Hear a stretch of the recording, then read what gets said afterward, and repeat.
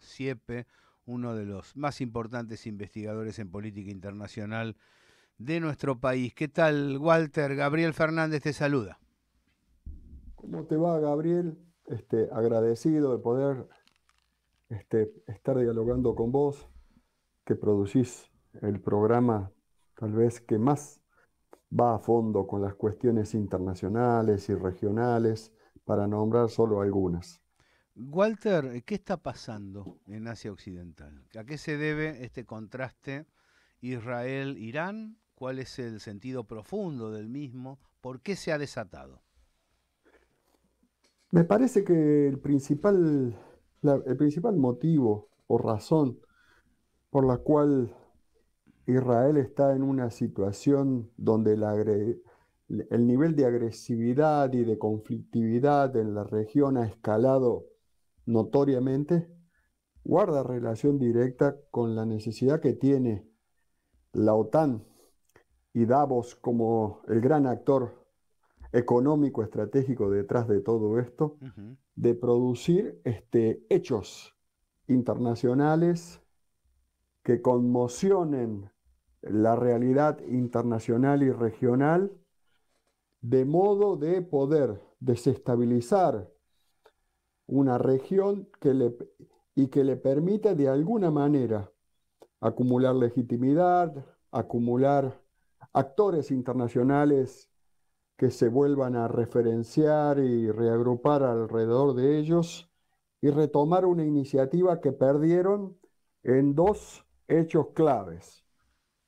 Uno es la gran pérdida de poder relativo respecto de los BRICS, que puede ser uno de los datos, el avance sólido y consolidado de Rusia sobre la Ucrania controlada por la OTAN y Davos, Ujú. y otra es la pérdida de control de Estados Unidos frente al triunfo de Trump, que expresa a ese localismo o nacionalismo norteamericano en alianza con los continentalistas norteamericanos con centro en Texas, que expresa directamente Marco Rubio, el secretario de Estado. Me Bueno, parece que esta es la situación Marco. en las últimas semanas, en los últimos días, perdón, dio la sensación de un Trump acorralado que tenía que decir que no estaba de acuerdo, que no conocía el ataque, y otro Trump, el mismo Trump que horas después tenía que decir, yo les advertí a los iraníes que esto iba a suceder. La sensación es que quedó en falsa escuadra frente a la opinión pública internacional. Sí, sí, sí, sí. Yo también noté eso, pero me parece que más allá de los discursos acertados o, o que mostraban una situación que no se sabía si Trump adhería o no adhería a lo que Israel había realizado atacando en el primer momento a Irán, luego se fue confirmando que Trump en realidad estaba frontalmente opuesto a lo realizado por la OTAN desde Israel sobre Irán. Ahora, es grave, ¿no? Porque estamos hablando del presidente de los Estados Unidos. Controla bien poco. ¿M? Y Trump particularmente no controla a la OTAN, particularmente que hoy se apoya en Gran Bretaña, Francia, Alemania y tiene su principal brazo ejecutor en Polonia. Ujú. Y además tiene una situación interna en Estados Unidos a partir de los hechos que se desarrollan desde California, que de alguna manera lo tiene concentrado en, por un lado, contener esa situación en un primer momento y luego retomando iniciativa y avanzando sobre los globalistas dentro de Estados Unidos, para lo cual realizó ese desfile militar Ujú. del ejército de Estados Unidos durante todo un día, produciendo un hecho de patriotismo norteamericano a gran escala que guarda relación con la disputa al interior de Estados Unidos. Claro, claro. Bien, en ese marco tenemos una confrontación eh, que genera mucha preocupación, ¿no? ¿Cómo ves el contraste entre Irán y Israel? Porque en algún momento se pensó que Israel era mucho más poderoso, que Israel era inexpugnable. Bueno, esto está siendo desmentido por la realidad hora tras hora. ¿Cómo es el panorama? Yo observo que lo que en un primer momento fue el ataque de Israel, que como fue el ataque sorpresa, Ujú, parecía que Israel tenía un nivel de contundencia y conocimiento del terreno, un Israel este, absolutamente respaldado por la OTAN, ¿no? claro. Cuyos aviones reabastecían en vuelo, no solamente sus satélites le prestaban toda la información y la posibilidad de guiar sus misiles a los objetivos, porque en un primer momento parecía que cada uno de los misiles tenía un destino y ese destino era alcanzado. Luego, el día después, ya todos advertidos de, de los hechos, la situación se empieza a equilibrar y hoy, equilibrar porque también los actores del BRICS empezaron a actuar. Claro, Rusia inmediatamente respaldó a Irán, claro. China respaldó a Irán, este, incluso toda la región este, que tiene, que comparte la religión chiita se alineó detrás de Irán contra Israel y contra la OTAN, y, y eso que parecía que era contundente, tenía la iniciativa y le iba a sostener en el tiempo porque parecía que nada se le podía oponer, hoy nos encontramos con que no solamente se recuperó Irán, sino que hoy parece que la capacidad de tener y mantener y sostener la iniciativa está del lado de Irán. Ujú.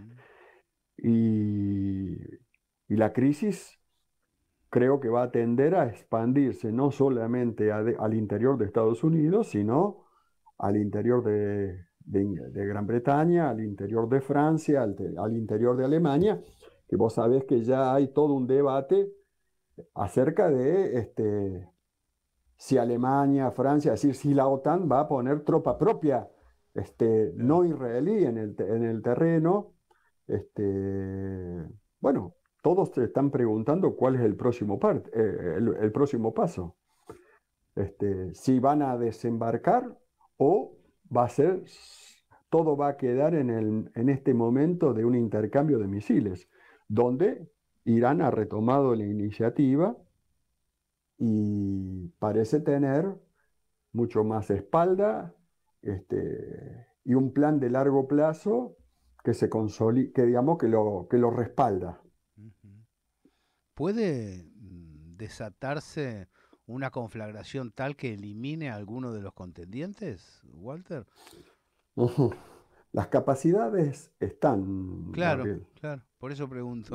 Las capacidades están, no creo que a Israel las concentre todas, Ujú, pero si sumamos las capacidades que tiene realmente Francia, Gran Bretaña y Alemania, las capacidades están. Ahora, no creo que de manera directa ni Gran Bretaña, ni Francia, ni Alemania vayan a actuar de manera directa, consolidando ese tipo de ataque.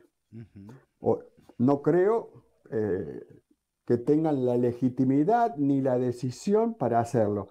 Ahora, sin la acción directa de estos tres países, grandes países de la OTAN, Israel no sé a esta altura si cuenta con capacidades para poder definir por sí solo un cambio en la iniciativa estratégica del conflicto, que desató como miembro o como punta de lanza de la OTAN. Porque Israel hoy está actuando como punta de lanza de la OTAN. Ujú. Sí, sí, nada más lejos de el interés profundo del pueblo israelí que el gobierno de Netanyahu, un hombre de las corporaciones que necesariamente opera según las necesidades del atlantismo, ¿no? Bueno, Gabriel, Yo coincido y además mi pregunta, lo que yo me hacía como pregunta es, ¿esto no permitirá el regreso y la rearticulación del Partido Laborista Ujú, en Israel? ujú. Aquel que fue exterminado. Esto no dará pie para que la sociedad israelí vuelva a reconsiderar el espacio de la política y en ese espacio de la política el regreso del Partido Laborista, luego de aquella Asesinatos, claro. magnicidio de su principal conductor, Isaac Samir, creo, si mal no me De ser recuerdo. Rabin. Tal cual, tal Sí, cual. Y ahora, entonces pensemos, ¿no? Derivado. Lo mencionaste al comienzo, vos sos un experto en esto. Estados Unidos puertas adentro, ¿no? sí. Quiso desarmó USAID, pero quedaron todas las demás agencias relacionadas con el Servicio Secreto Británico, con las corporaciones armamentísticas, es decir, un verdadero problema tiene Estados Unidos puertas adentro. ¿Cómo está la situación? ¿Cómo está la situación humanitaria? ¿Cómo está la situación laboral? ¿Cómo está la situación de los globalistas adentro de Estados Unidos que intentan desarrollar un proyecto determinado, no necesariamente vinculado con el interés profundo del pueblo? Bueno, esa pregunta es la pregunta clave, Gabriel. Los globalistas necesitan recuperar el control de Estados Unidos. Ujú. Este, Eso es estratégico para los globalistas. Se puede observar que muchas veces nos hicimos la pregunta si Gran Bretaña, Francia podían sustituir a Estados Unidos en un escenario Claro. donde la OTAN no pudiera contar con Estados Unidos. Estamos viendo que la pérdida de poder de fuego de la OTAN sin Estados Unidos es de un impacto significativo como lo estamos observando. Ahora, al interior de Estados Unidos, los actores globales, particularmente que proyectan poder desde los estados demócratas, han tratado de iniciar un proceso de desestabilización y Trump actuó más temprano que tarde.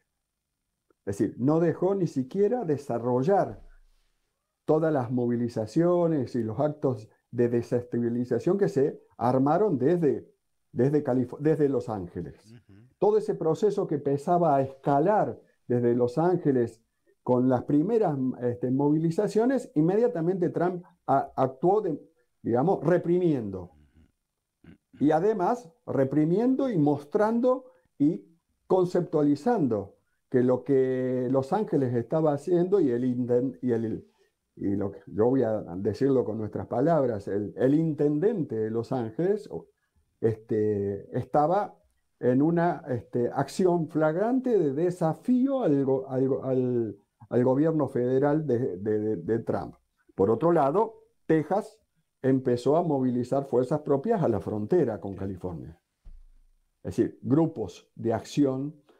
Entonces, la situación al interior de Estados Unidos escala en términos de la confrontación interna, eso que yo vengo describiendo y poniéndole el concepto de guerra civil porque sigo sosteniendo desde las caídas de las Torres Gemelas en el septiembre del 2001 que la guerra civil empezó en ese septiembre del 2001. Ujú. Entonces, creo que aquí hay un momento que nuevamente vuelve a subir un escalón la confrontación interna al interior de Estados Unidos entre los factores del poder financiero que tienen centro de gravedad en los estados demócratas, que es el poder financiero global, y por otro lado, todo todo el resto de Estados Unidos, pero particularmente con dos piezas claves. Trump, que es un hombre del poder económico de tercer escalón, es decir, grupos económicos locales norteamericanos, y Marco Rubio, que expresa a las corporaciones multinacionales norteamericanas, con centro en Texas y Florida, de fuerte asiento en toda la región de las Américas, en todas las Américas, y que en Argentina se expresa particularmente en la figura de la ministra Bullrich. Ujú. Es bueno que los amigos que están escuchando observen que al hacer mención a las Torres Gemelas, Walter, indica el inicio del proceso de lucha interna, de guerra civil local.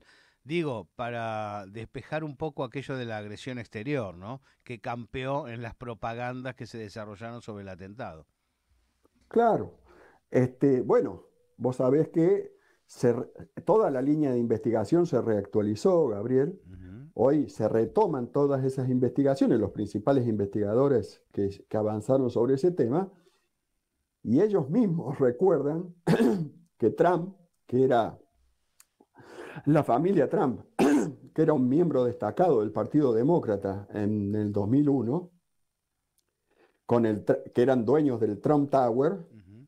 es decir, porque tan en el negocio inmobiliario desde siempre, son un tercer escalón de grupos económicos financieros, es decir, las redes globales, las corporaciones multinacionales y los grupos económicos locales norteamericanos. Bueno, la familia Trump es este tercer escalón del capital financiero en Estados Unidos. Ellos, en septiembre del 2001, particularmente Trump, el actual presidente, se encontraba en el penthouse del Trump Tower allá arriba y fue el primero que informó que no había aviones chocando contra las Torres Gemelas.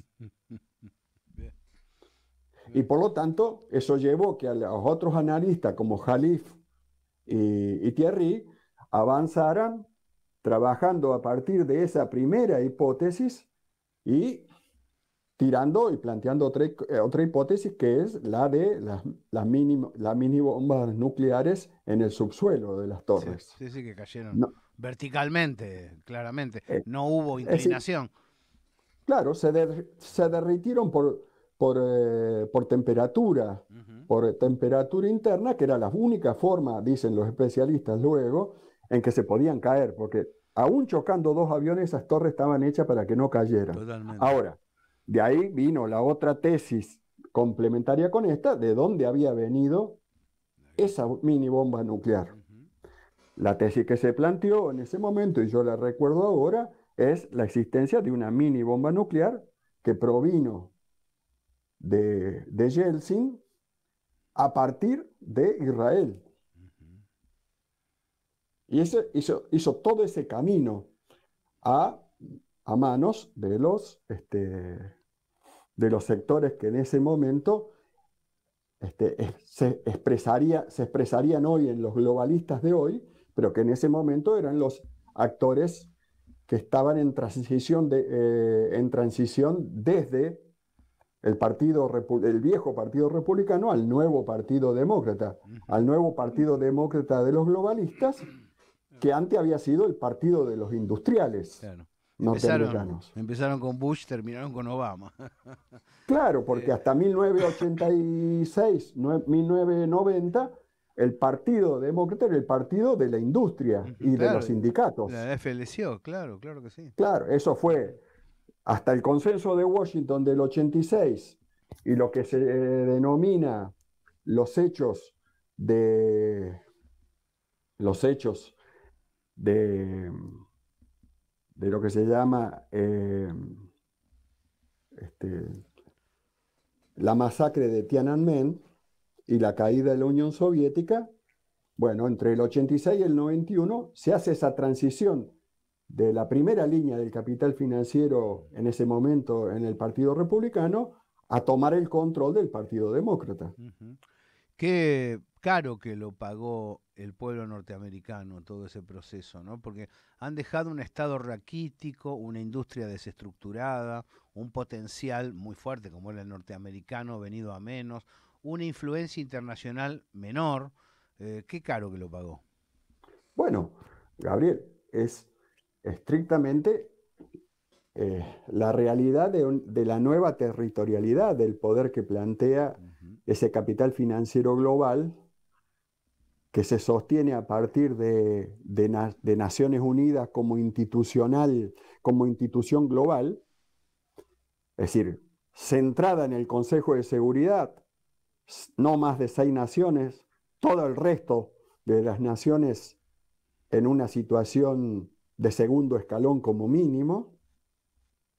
Sí. Por lo tanto, se estaba creando la nueva institucionalidad de, globalista, una institucionalidad globalista que no pasaba por la política parlamentaria, ¿no? Suponiendo a las Naciones Unidas como un nuevo parlamento global, sino que la decisión era hacer de las Naciones Unidas algo no mucho más grande al Consejo de Seguridad. Finalmente, Walter Formento, muchas gracias por esta charla. ¿Imaginás lo que viene en Asia Occidental? ¿Tenés algún pronóstico sobre esta batalla de misiles que se está desarrollando en un territorio ya de por sí caliente? Bueno, a mí me parece, Gabriel, que el punto a tener presente es que a partir de los hechos que se sucedieron desde Israel sobre Irán, me parece que la próxima acción va a venir desde la multipolaridad. Ujú, Es decir, tiene que venir de la multipolaridad y en esto incluso incluyo a Trump. ujú. Sí, sí, entiendo Este, la idea. Claro, uno este, piensa, China hasta ahora se ha mantenido muy al margen de cualquier contienda bélica. totalmente, totalmente. Sabiendo también, Gabriel, que Japón y Corea del Sur ya son parte de la multipolaridad Claro. y ya no son parte del globalismo unipolar, ¿no? Conformando ese mercado común con Japón. Por lo tanto, me parece, no sé en qué terreno, pero la próxima acción, la próxima iniciativa, acción con iniciativa propia, va a venir de la multipolaridad. Walter Este, Formento, un fuerte abrazo desde la gráfica. Redondea, te quedaba una cosa en el tintero. no, Dale. no, no, no, no. Incluso yo lo veo cada vez más profundamente comprometido en una articulación en diagonal a Trump con la multipolaridad, Claro. aunque sea un acuerdo táctico u operativo, que una reacción por parte de los grandes actores del capital financiero y de esa oligarquía financiera globalista. Ujú, sí, sí. Sí, Starmer ha estado insistente en la necesidad de articular un ataque y de generar belicismo, pero no le va a ser fácil, es cierto. Y el momento es realmente, vos me decís, ¿hay un espacio para el uso de bombas nucleares de alto poder? Bueno, me parece que los globalistas se encuentran en ese momento de asfixia con mucho poder en la mano todavía. Un abrazo, Walter, gracias. Gabriel, gran abrazo.